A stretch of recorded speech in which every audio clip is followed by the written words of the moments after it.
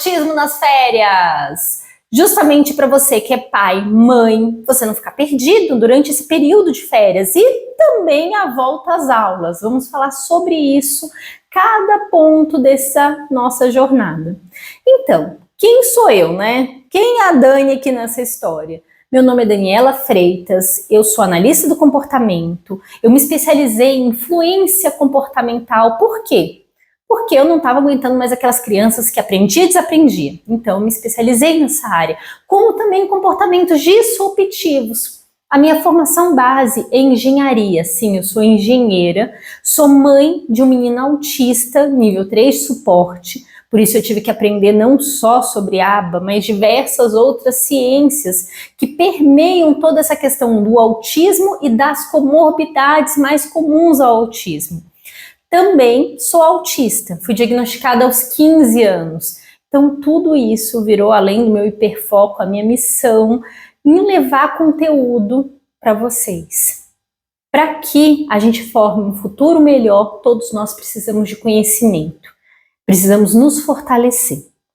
Então, por que autismos, né? Para começar, né, gente, eu coloquei essas praias aqui lindas, maravilhosas, para a gente começar as nossas aulas num ritmo mais tranquilo. Eu já falei para vocês que assim, eu não vou ficar usando termo técnico aqui, não se preocupem. Quem ficou sabendo sobre a jornada não vai ter termo técnico, não vai ser difícil, vai ser prático, vai ser pensando já em colocar a mão na massa. Mas, de qualquer forma, a gente vai deixando cada vez mais robusto. Então, a gente começa bem leve, com paisagens, o mar. Porque férias, né, gente? Estamos nas férias. E aí, autismos. Gente, não existe um tipo de autismo. Existe autismos. Isso por quê? Até 2013, o diagnóstico de autismo era feito de uma forma. A partir de 2013, esses critérios diagnósticos eles foram alterados. E aí nós tivemos o transtorno do espectro autista. Eles pegaram várias características e juntaram dentro de um diagnóstico só. Eu, Dani, quando eu tinha lá meus 14, 15 anos, eu fui diagnosticada como Asperger, síndrome de Asperger. Hoje, a minha classificação é autista nível 1 de suporte. Por isso, mudou, as coisas mudaram. Então, nós temos autismos dentro do autismo, né? Então, quando a gente vai pensar sobre autismo, nós vemos as questões de déficits de comunicação em vários aspectos, né? Vamos lá pela Dani, que nível 1 de suporte, está conversando com alguém, não faz o rastreio visual direito, que a pessoa não está interessada no que eu estou falando. Eu sou aquela que, como hiperfoquei em autismo, eu quero falar sobre autismo com todo mundo. E nem todo mundo quer falar sobre autismo. Você quer me ouvir falando sobre autismo, mas nem todo mundo quer ouvir isso. E aí, muitas vezes, eu falho nesse rastreio de compreender que a pessoa não está tão interessada, eu não observo os sinais da pessoa. Então, tem essas falhas. E vai de falhas ainda mais severas nisso, né? Que é a questão de não conseguir pedir o que quer, ou não conseguir expressar o que está sentindo. As sensações internas não conseguir expressar. Então, varia demais. Esse é o primeiro eixo e é o cerne do autismo, essa questão da comunicação. Lembrando que vai desde esses processos internos ao processo externo de externalizar as outras pessoas e perceber o ambiente e tomar decisões com base nisso, pensando nos aspectos de comunicação. Nós vamos para o outro eixo do diagnóstico do autismo, né? Que vai das pensamentos e comportamentos que estão relacionados à flexibilidade, no caso, inflexibilidade, à rigidez comportamental, estereotipias, né? Estereotipias motoras, estereotipias vocais, que a gente chama de ecolalia. As estereotipias motoras também são chamadas muito de STEAMs, né? Por exemplo, flap hands. E nós temos uma gama. Dentre essas tantas estereotipias, tem uma que é muito pouco falada, que são os pensamentos recursivos. Que sim, você fica naquele looping de pensamento e não sai daquele pensamento. Sim, isso daí é um tipo de estereotipia também. mas ela é interna. E no autismo é uma gama de características. Por isso que é muito importante a gente compreender esses critérios de forma ampla. Além de tudo isso, nós temos as questões sensoriais, hiper ou hipo. Então, vai desde perceber o próprio corpo, desde entender o que é frio, calor, dores internas e a percepção, a sua percepção no meio. Então, desde o sistema tátil ao que a gente chama de sistema proprioceptivo, que é você se entender no meio. Não é à toa que vocês já ouviram falar, aquele autista que vive roxo, que vive se machucando, esbarrando nos lugares, e aí é justamente muito por conta disso, dessa falha. E aí o diagnóstico de autismo, ele é dividido em 3 níveis de suporte. E aí, ó, atenção, gente, suporte, quando a gente pega ali o DSM, que é o livrinho que norteia o diagnóstico, ele fala sobre suporte. Suporte são as pessoas que estão dando suporte para essa pessoa. Nível 1, nível 2, nível 3, ainda não está se falando sobre sofrimento. Todo mundo sofre, é transtorno, tá bom? Transtorno, quem sofre, sofre a pessoa e sofre todo mundo que está em volta, ok? Suporte é um número de pessoas que estão ali em volta, tendo que dar suporte para essa pessoa, o tempo que está se dando suporte, a magnitude desse suporte. Então vamos pensar agora num autista que fala tudo. Ele fala, conversa, ele se comunica bem, mas precisa de ajuda para ir ao banheiro o tempo todo. Ele não consegue se limpar sozinho, ele não consegue escovar os dentes sozinhos, ele tem questões motoras, ele não consegue se organizar em relação a isso. E aí, digamos que isso daí já aumenta muito o suporte. Digamos que esse autista também tem epilepsia, e ele tem crises que não são tão controladas. Será que ele é nível 1 de suporte? Apesar de ele falar bastante? Não faz muito sentido. Se ele precisa de ter pessoas o tempo todo com ele, dando suporte, quer dizer que ele tem um suporte aumentado. Então, é esses conceitos que é muito importante a gente ter. Outra questão é quanto esse indivíduo aprende. Qual é a velocidade da aprendizagem dele? Então, isso impacta muito também no indivíduo, nesse nível de suporte ao longo da vida. Vamos lá pensar, quando a gente vai falar sobre, as pessoas falam assim, ele é autista e tem TDAH. Sim, é muito comum, existem pesquisas mostrando que essas correlações são muito comuns. Chega a 80%, tem uma pesquisa grande, foi uma pesquisa grande com mais 600, com quase 600 crianças, trazendo que elas tinham pelo menos duas comorbidades ou mais, além de ser autista, tem uma outra questão. E aí, era 80% tinha TDAH, mais de 40% tinha transtorno de ansiedade, transtorno depressivo, e aí foi trazendo vários transtornos também. Eu vou colocar todo esse material, ou a pesquisa, tudo em anexo aqui para que vocês pesquisem, para que vocês leiam, porque é super importante isso. Para quem quiser se aprofundar também, né? Não é obrigatório, mas é interessante que vocês leiam. E aí, gente, como é que fica essa questão, né? Quando a gente vai pensar nessas correlações com essas comorbidades. O TDAH, ele dificulta o processo de manutenção da atenção. Então, se eu estou explicando uma coisa aqui para vocês e passo uma coisa, um distrator, e você muda o seu foco, aí depois você muda o seu foco, você tá com o seu foco aqui nas praias, praia, aí passa outra coisa, e você não consegue focar no que eu tô falando aqui. Isso daí atrapalha o processo de aprendizagem, o fato de você não conseguir a manutenção da atenção.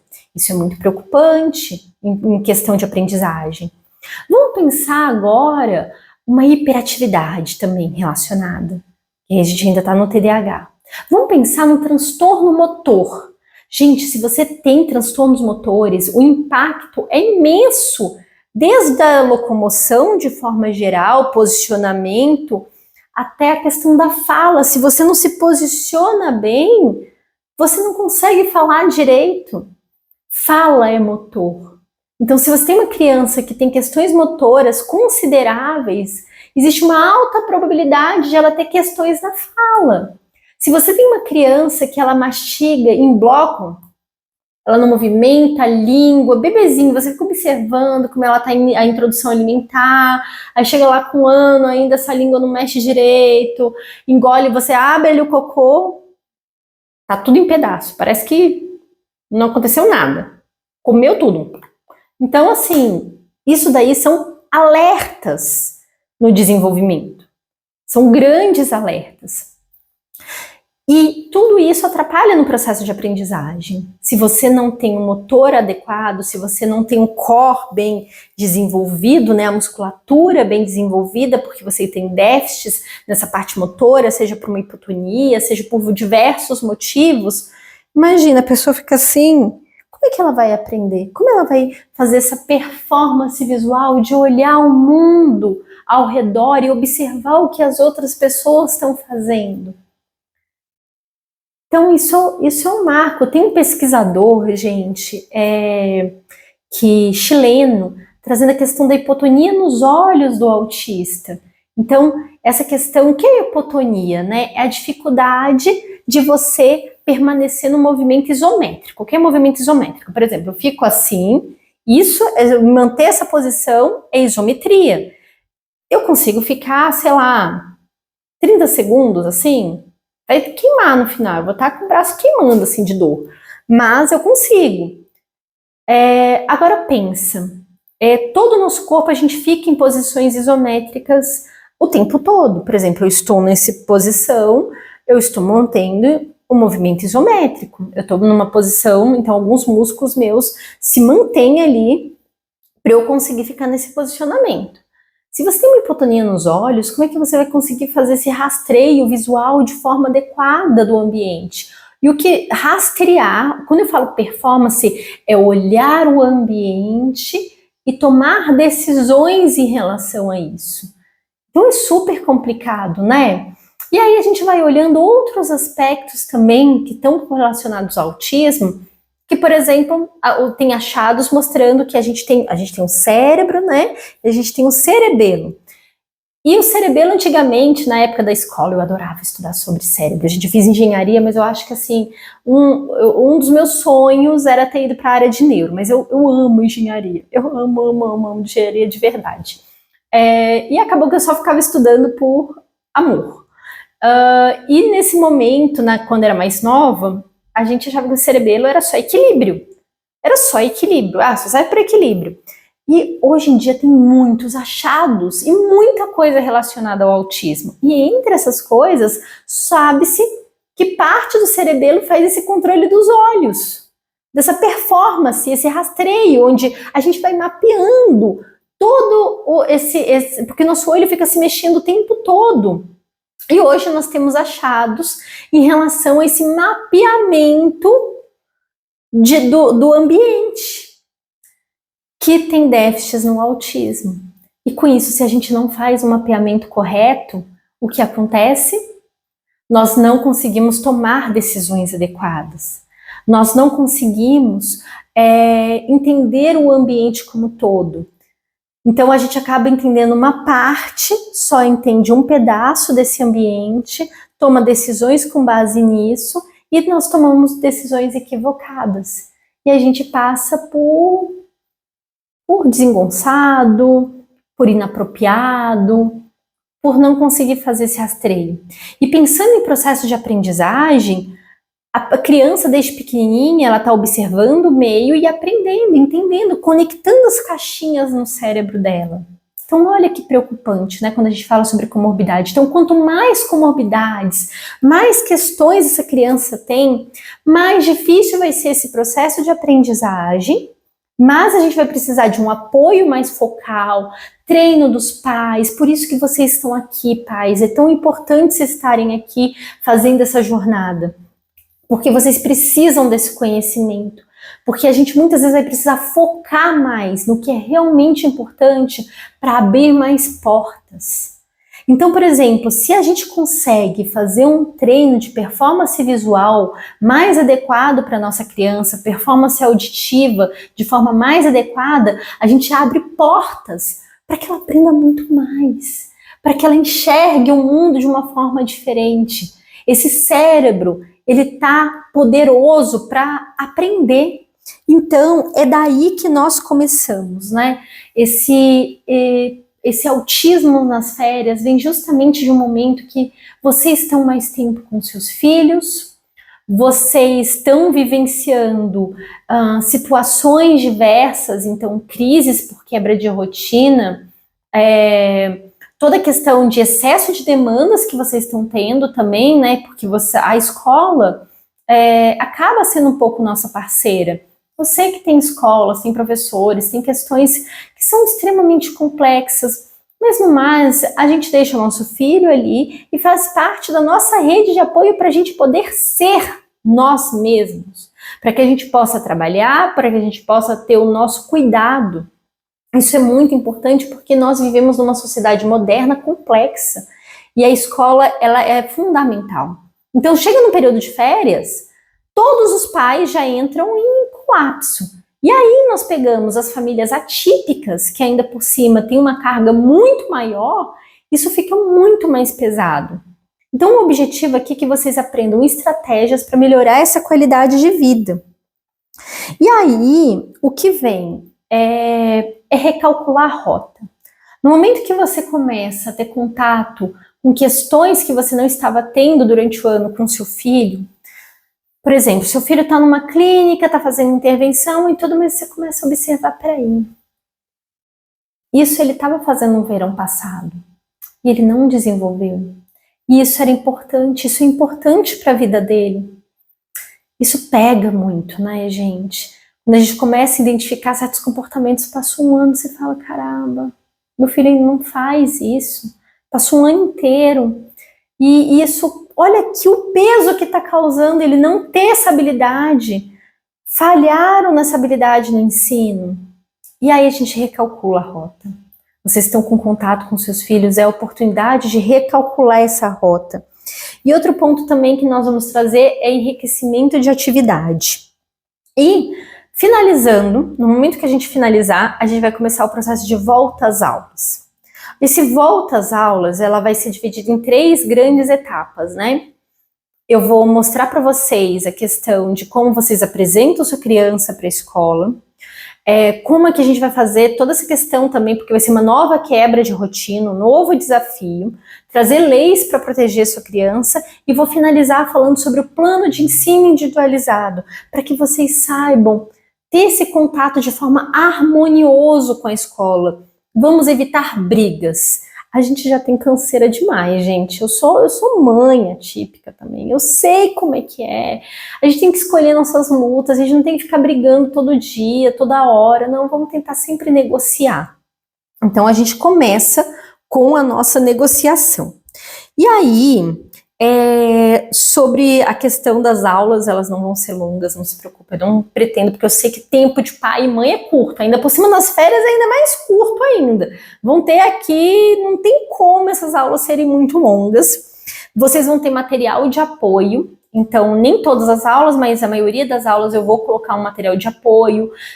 Para quem gosta de ler artigo e tudo, também vou buscar colocar as pesquisas para quem quiser se aprofundar. Eu sei que vão ter profissionais também aqui, aí profissionais é obrigação de vocês a lerem, né, esses artigos.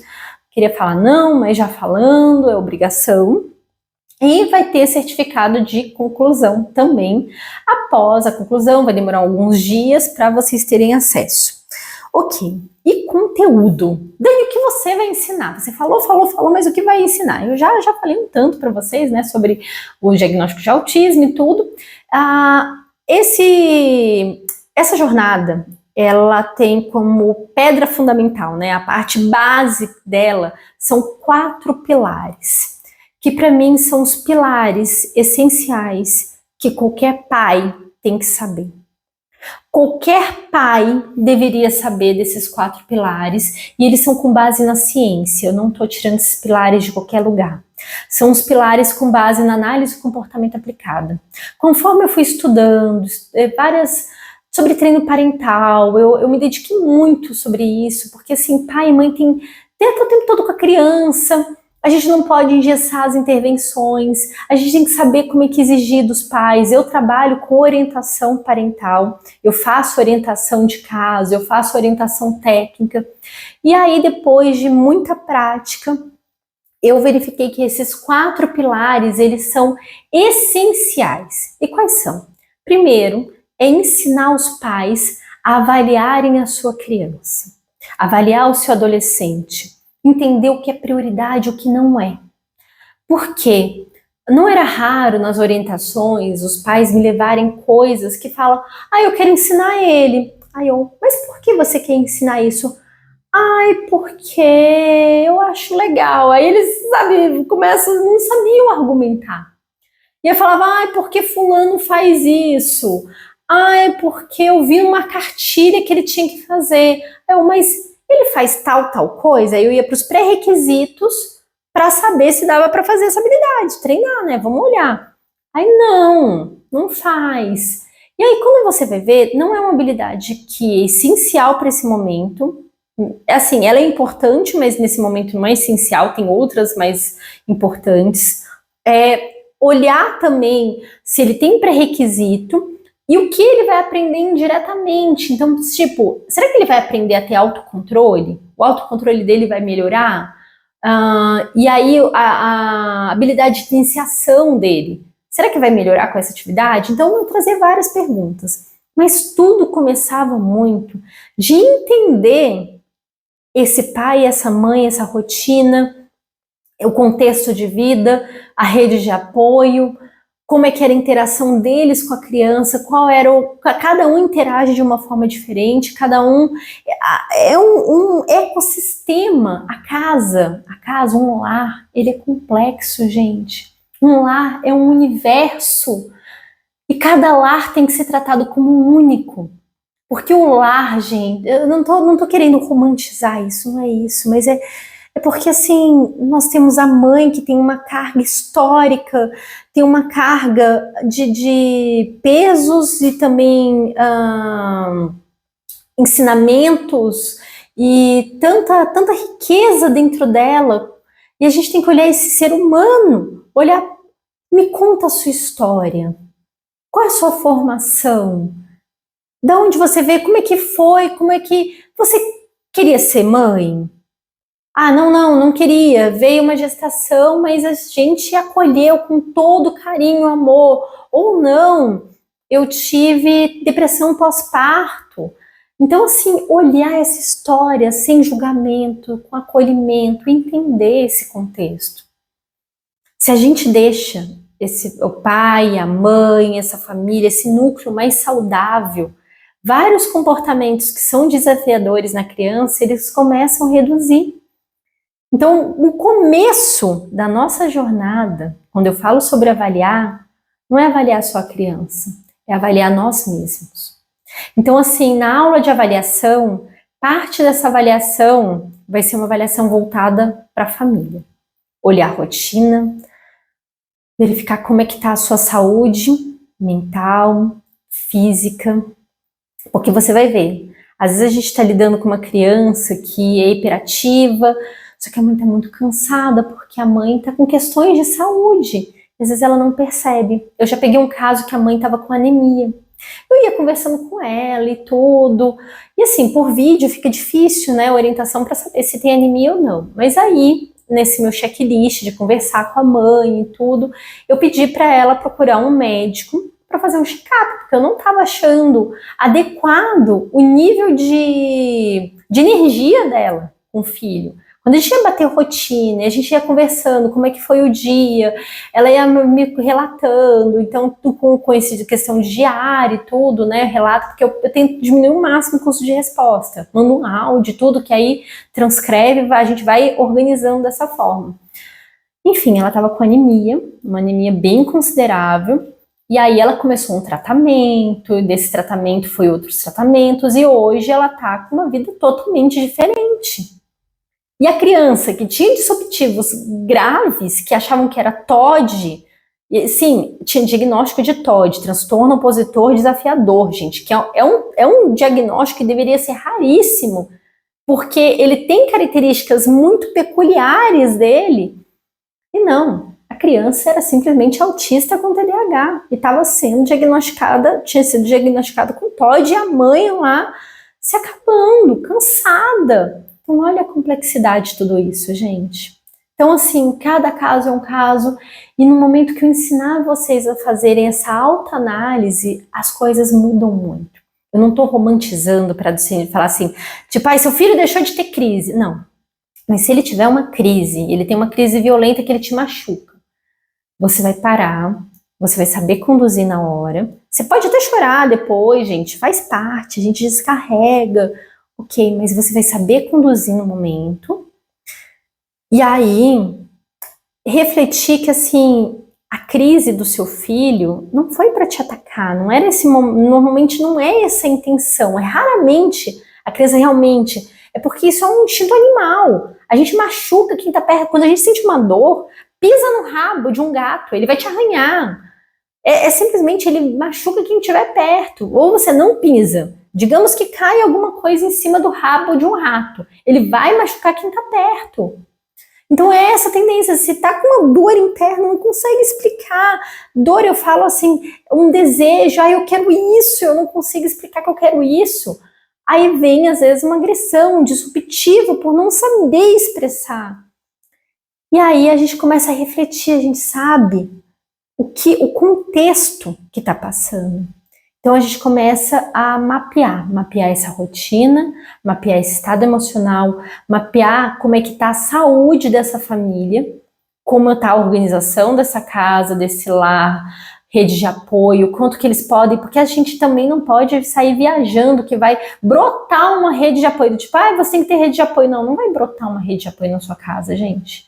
Infelizmente, quanto mais grave for, no sentido assim de nível, o suporte que a pessoa precisa, mais déficit tiver, menos pessoas querem se envolver, porque as pessoas têm medo, as pessoas não querem chegar perto.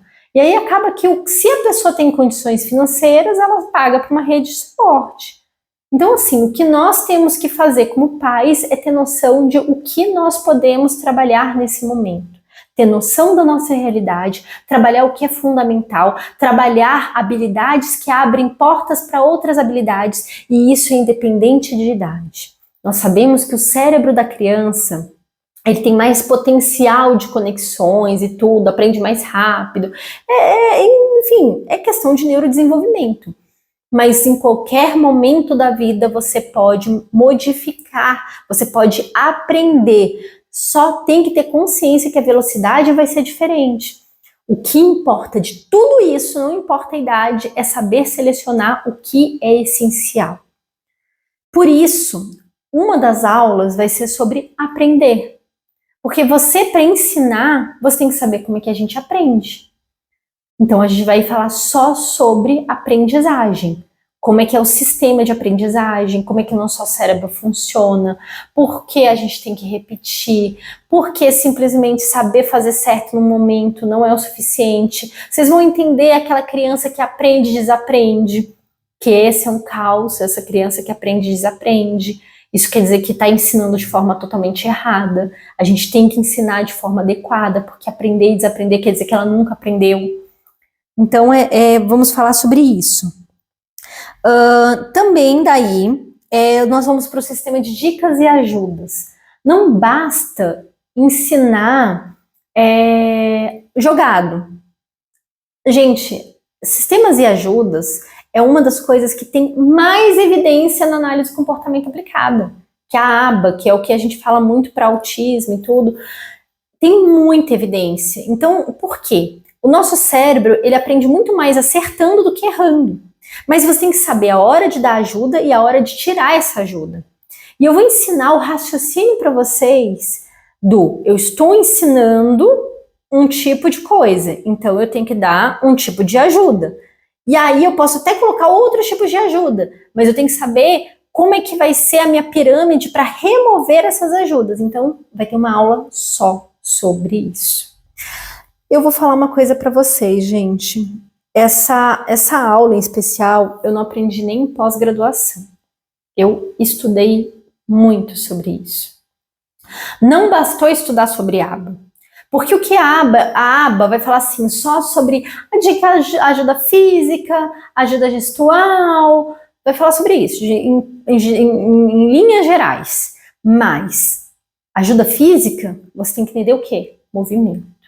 Você tem que entender de sensorial. Você tem que entender sobre sistemas proprioceptivos. Não adianta você querer entender apenas de... Eu falo para profissionais, tá, gente? Eu não tô falando para pais. Esse momento eu não tô falando para pais. Tô falando para os profissionais que estão aqui. Não adianta isso.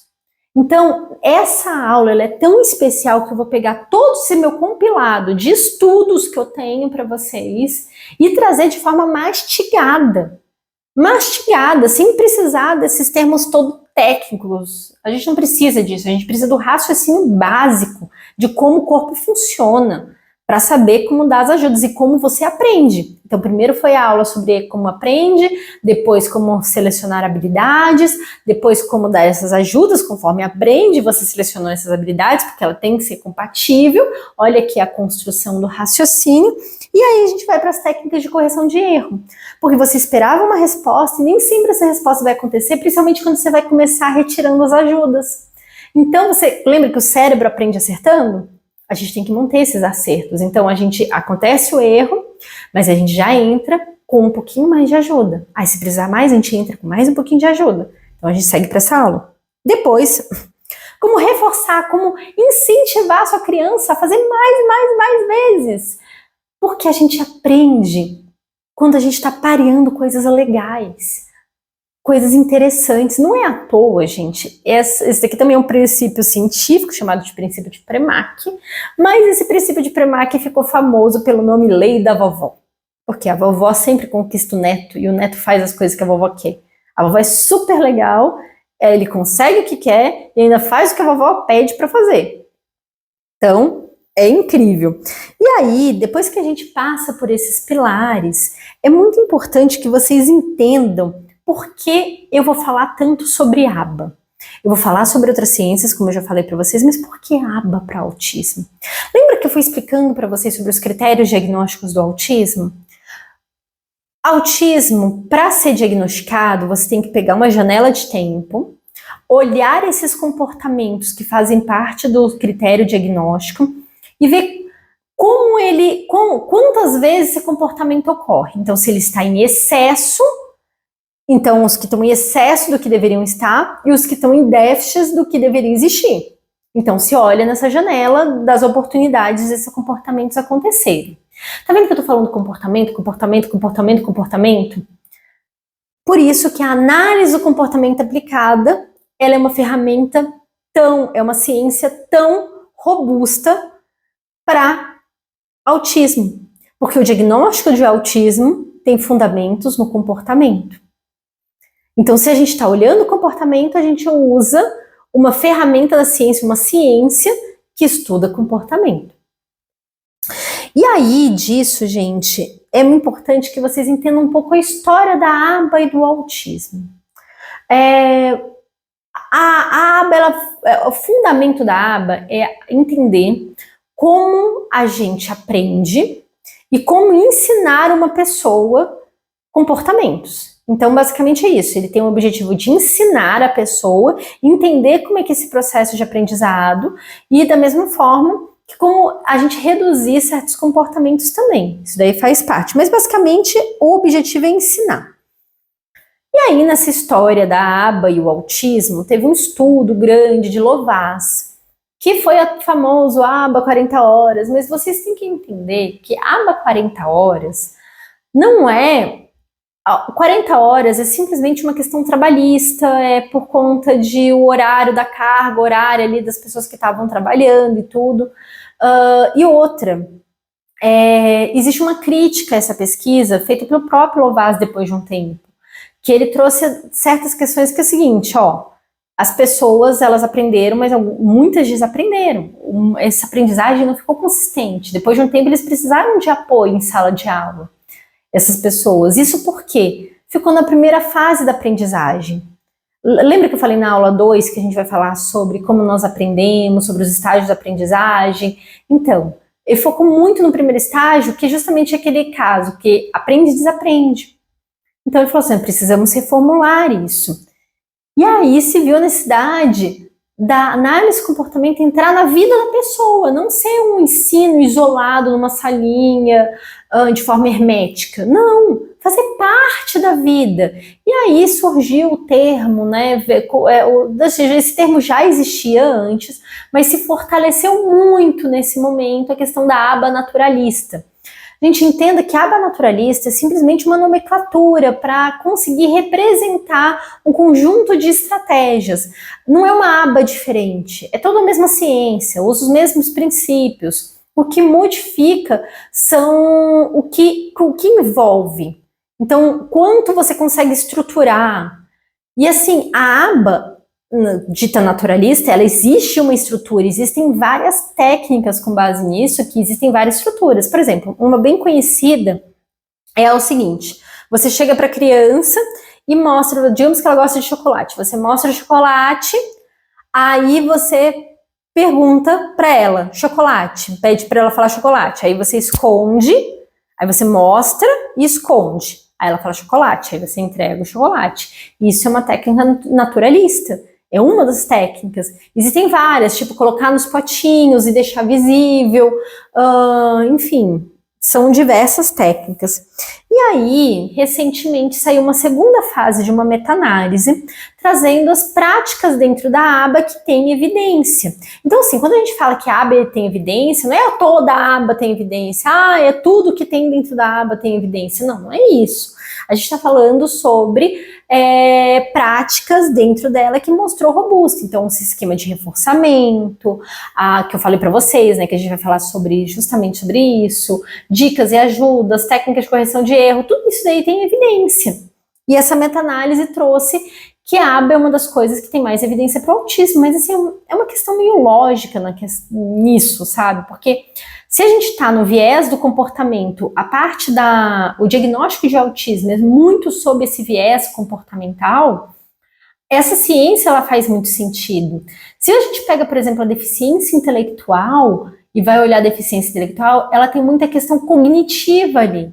Então a gente vai olhar muito sobre atenção, concentração.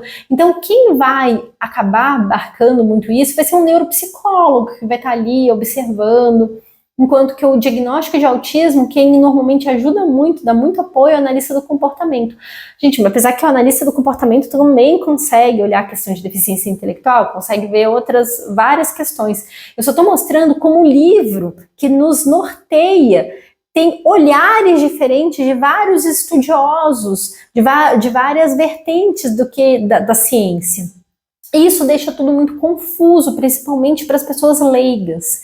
Então, assim, vamos nos ater na questão o que meu filho precisa e o que eu preciso fazer por ele. E o que está dentro das minhas possibilidades para fazer isso. Então, gente, eu fico muito feliz de nós estarmos começando a nossa jornada Autismo nas Férias. Lembre-se de deixar todos os comentários, dúvidas, tem espaço aqui para isso. Tem material de download também, quase todas as aulas vão ter os materiais de download. Não se preocupem, eu não vou estar assim, toda modelo praia, em todas as aulas, né? Isso daqui foi só inaugural. Esse mar maravilhoso também não estará em todas as aulas. Não quero que vocês desconcentrem. Isso daqui foi só para a gente começar de boa, tranquilo. Então, deixe suas dúvidas, suas questões, seus elogios nos comentários também. Elogio sempre é bom. É extremamente reforçador para a professora, tá bom, gente? E bora seguir para nossa jornada. Até mais!